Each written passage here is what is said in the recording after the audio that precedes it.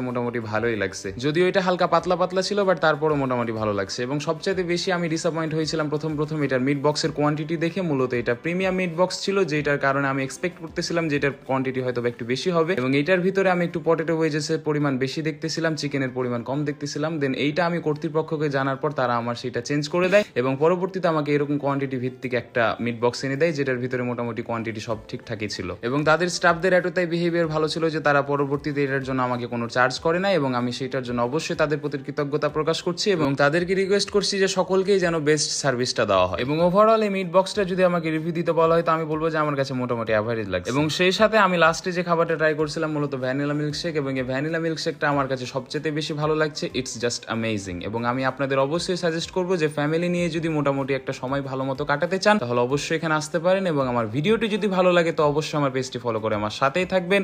দেখা হচ্ছে পরবর্তী ভিডিওতে। আল্লাহ হাফেজ।